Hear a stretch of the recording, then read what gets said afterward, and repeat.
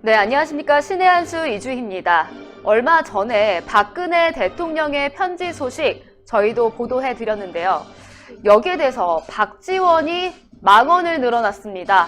옥중에 있는데도 자신의 안위가 아니라 나라를 걱정하고 있는 진정한 나라의 리더의 모습을 보여준 박근혜 대통령에게 정치를 한다, 오만한 태도를 보이고 있다는 등 막말을 한 건데요.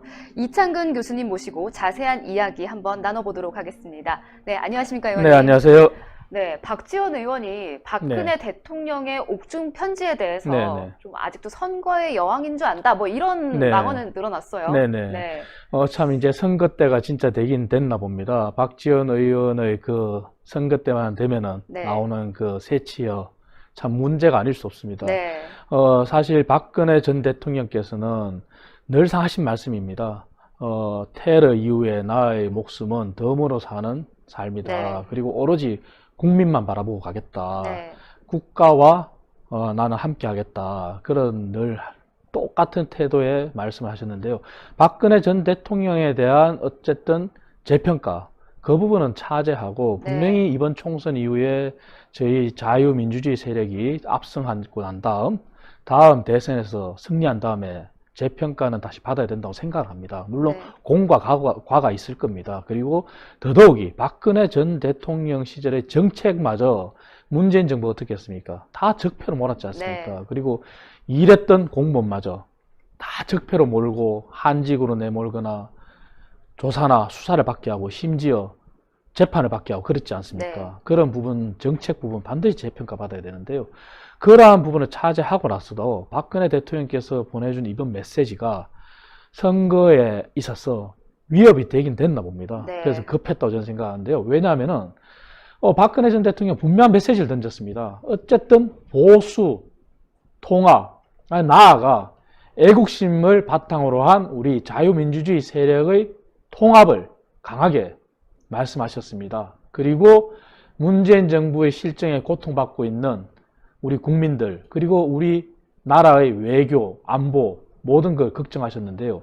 이걸 두고 이제 박근혜 대통령은 하나로 힘을 모아달라. 그리고 그 뒤에 숨어있는 메시지는 결국은 국민만 위해 달라. 그런 말씀이신데 그게 과연 어떻게 박지원 의원이 얘기한 대로 반성이 없다, 선거의 여왕인 줄 안다, TK 공천심사를 앞두고 영향력 행사를 한다. 전혀 그 박근혜 대통령 메시지는 그런 게 없어요. 네, 사실 이제 편지 나오기 전에도 의견이 좀 분분했잖아요. 자신의 억울함과 아니면 자신을 이렇게 만들어 놓은 사람들에 대한 증오가 있을 것이냐, 아니면 정말 이번에 보여준 그런 모습대로 나올 것이냐 참 분분했는데 그걸 일축을 했어요, 이 편지만으로도. 그렇습니다. 제가 애초에 당초에 알던 박근혜 전 대통령, 제가 기대했던 그대로입니다. 말씀드린 대로 국가와 국민만 바라보고 사신 그대로 이번에도 문재인 정부의 실정으로 고통받는 우리 국민들을 위해서 그리고 우리 미래통합당이라는 게 어쨌든 특정 정당 간의 이해관계, 어떤 정치공학적인 합당이 아니지 않습니까? 모든 시민단체, 우리 자유민주주의 세력이 다 합친 그런 공천지분권도 요구하지 않은 그러한 합당을 했고 통합을 했지 않습니까? 거기에 따라서 야당의 한때 무기력한 모습을 안타까워는 하셨지만 거대 야당, 곧 미래통합당을 중심으로 단합해서 애국심을 언급하시면서 국민을 위해 달라는 메시지였다는 거죠. 그런데 박지원 의원이 얘기했는 거는 TK를 지배할 수 있다는 오만인데 말씀드린 대로 공천 얘기 단 하나도 없었어요. 메시지에. 그리고 자유공화당을 염두에 두고 한 말이다 그러는데 오히려 박근혜 대통령의 메시지는 자유공화당과 이번 미래통합당이 국민들의 신뢰를 다시 받기 위해서 엄청나게 공천 혁신을 하고 있지 않습니까? 우리 김영호 공천위원장께서 말 그대로 그러한 모습을 보여주고 계시지 않습니까? 그러니까 우리 국민들이 신뢰를 보내고 있지 않습니까?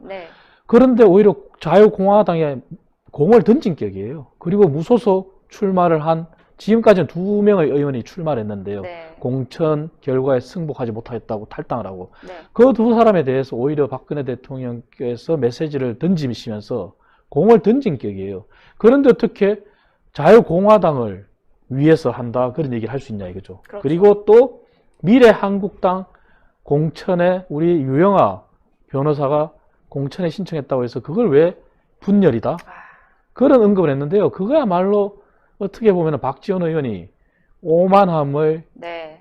극치를 달리는 것이고, 박지원 의원이 본인이 속해 있는 민생당, 그 민생당이 뭐겠습니까? 지금 상황이 본인이 이제 거의 80이 되신 분인데 그 나이를 떠나서, 물론 그렇다고 해서 일을 못하는 건 아니에요. 그렇지만 일도 할 수 있고 할 수도 있지만 본인이 어떻게 했습니까? 본인의 길이 국민의당으로 갔다가 무소속으로 갔다가 대한신당으로 갔다가 최근에 한 3, 4년간 보여준 본인의 모습이 오히려 정치공학적이고, 지금 3당이 합당해서 탄생했다고 하는 민생당이 처해 있는 그러한 모습에 불안감을 느껴서 오히려 본인이 지금 정치공학적인 발언을 하고 있다고 저는 봐지는 것이죠. 좀 그만하셨으면 좋겠어요. 그렇습니다. 그만하실 때가 된 것 같아요. 네, 그래서 마지막으로 또 친박당, 도로박근혜당, 새누리당, 그런데 그거는 우리 자유민주주의 세력, 우리 보수파, 자유민주주의를 지향하고 시장경제를 지향하는 우리 자유민주주의 세력 전체가 힘을 모아서 아까 말씀드린 대로 공천권이니 정치공학적이니 이런 거 없이 정말 나라와 국민을 위해서 다시 한번 태어나겠다. 그것은 다시 말해서 2004년도에 박근혜 전 대통령이 처음으로 비대위원장 맡으셨을 때 한 번만 더 기회를 달라 업소를 하시면서 그 당시 총선 필패라는 것을 어쨌든 128석, 그래서 총선 승리라는 그러한 걸 이끌었던 것처럼 2012년도에 한나라당 시절에 당이 없어질 뻔한 그 시기에 다시 한 번만 더 기회를 달라고 하시면서 정말 새로운 모습 태어나서 누구도 예상 못한 과반 의석을 얻은 것처럼 이번 미래통합당도 그러한 박근혜 전 대통령 같은 그러한 어떤 특정 향후 뚜렷한 대선 주자가 없는 가운데, 그리고 지금 문재인 정부의 폭정과 실정에 맞서서 반문, 문재인 정부를 심판할 수 있는 그러한 우리 자유민주주의 세력을 모두 규합하는 형태로 해서 탄생한 거지 않습니까? 네, 그렇죠. 그게 어떻게 친박당이고 도로 새누리당이고 박근혜 당이냐 이거죠. 그냥 박근혜 대통령의 메시지는 단지 우리가 그냥 포용해서 하나가 돼서 문재인 정권만 심판해달라, 약간 이런 그렇습니다. 메시지였어요. 그렇습니다. 그래서 그걸 통해서 우리 모두 다시 한번 통합해서 그렇게 나아가고자 하는 거대 야당을 중심으로 힘을 모아서 문재인 정부를 심판하고 우리 국민들을 정말 먹고 잘 살게 해달라. 그리고 국익이 어떻게 보면 최고의 가치고 민생이 가장 취해야 될 목표라는 걸 간접적으로 담은 것 뿐이지 우리 미래통합당의 행보도 비판하는 거라고 저는 생각합니다. 그러니까 박지원 의원께서 얼마나 오죽 급했으면 그러한 얘기를 했느냐 이래 봐지는데요. 이제 남은 거는 분명합니다. 박지원 의원 어떻게 보면 민생당이야말로 정말 민주당의 이중대라는 게 나타났어요. 왜냐하면 민주당이 꼼수로 선거법을 통과시켰지 않습니까? 그리고 지금 안 되니까 한 번만 적용한다는 선거법이 어디 있습니까? 그래서 나온 게 연동형 비례제인데 권역별 연동형 비례제인데 안 되다 보니까 자신들이 지금 나온 얘기가 뭐예요? 지금 비례 대표 전용 전당을 만들겠다고 하니까 정의당이 반발하니까 지금 나온 게 비례연합당이라는 얘기가 나오지 않습니까? 그거야말로 민생당이 처해 있는 현실이고 그거야말로 박지원 의원이 민주당의 이중대 역할을 하는 거가 나오는 거고 과거에 유시민 지금 현재 노무현 재단 이사장이 남의 식구 같지 않다고 했는 민주당 플러스 4라고 하는 그러한 범여권 그 토대로 비례연합당 이런 얘기가 나오지 않습니까?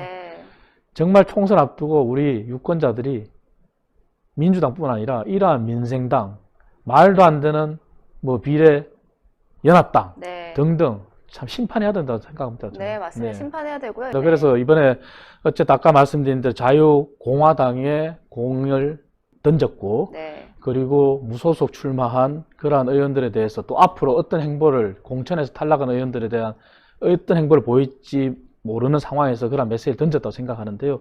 어쨌든 유승민 그 새로운 보수당 그 지분을 가진 그 의원께서도 공천권을 요구하지 않겠다, 지분을 요구하지 않겠다 해서 통합이 됐지 않습니까?